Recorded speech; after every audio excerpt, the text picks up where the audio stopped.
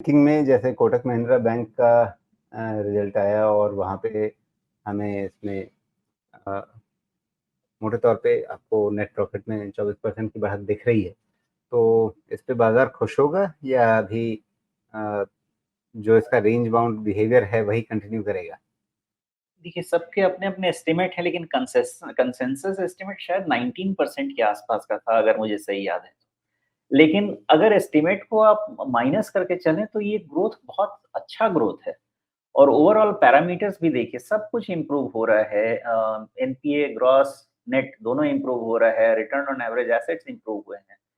तो ये चीज़ मुझे काफ़ी कॉन्फिडेंस देती है कि अभी बैंकिंग में जो क्लीन अप हुआ है, उस क्लीन अप को किसी भी तरह फिर से हम मेस बनते हुए नहीं देख।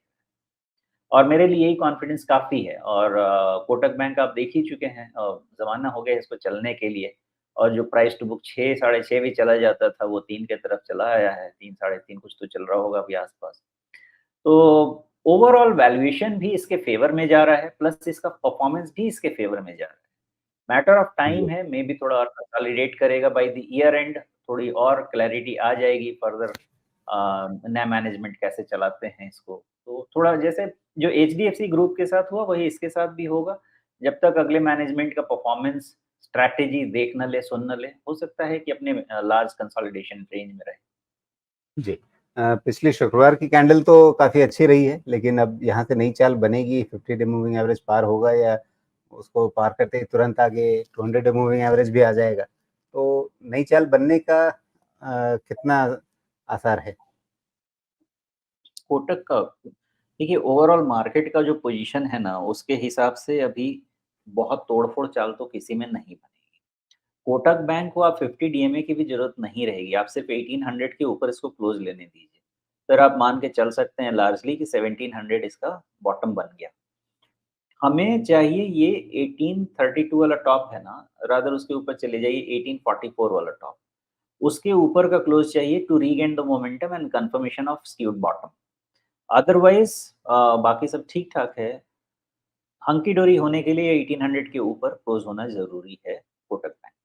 लेकिन अगर निफ्टी बैंक गिर रहा होगा तो कोटक बैंक अपने आप में अकेले में कैसे चलेगा? नहीं चलेगा, वो तो फिर सेंटिमेंट वाली बात हो जाएगी, सेक्टर हेडविंड वाली बात हो जाएगी, तो उस केस में फिर गिरेगा। लेकिन अभी तक अच्छी बात क्या है कि कोटक बैंक में जिस तरह का फॉल है ना, ये एक थोड़ा स्टैगर्ड टाइम करेक्शन है, बहुत शार्प करेक्शन वाली बात नहीं है। और मेन चीज़ है कि बहुत ज़्यादा अगर स्टॉक कभी टाइम से गिरने लगता है, तो कहीं न कहीं उसमें वैल्यूएशन फैक्टर करना ज़रूरी है। मेरा अंदाज़ा तो यही है कि इस वैल्यूएशन पे कोटक बैंक में बहुत दिक्कत 3.14 का current price to book value दिख रहा है, जो कि और थोड़ा-सा इम्प्रूव हो जाएगा। 3 टाइम पे तो मुझे बहुत दिक्कत नहीं लग रही है इसमें, थोड़ा बहुत डेविएशन हो सकता है। ये डेविएशन और जो मैट्रिक्स में चेंज है ना, कोटक बैंक का परफॉर्मेंस के कारण नहीं है, ये जो मैनेजमेंट ट्रांसफॉर्मेशन है, उसके कारण से ये देखने को मिल रहा है। अदरवाइज़ ये तो बहुत ही सप्रेस्ड वैल्यूएशन है।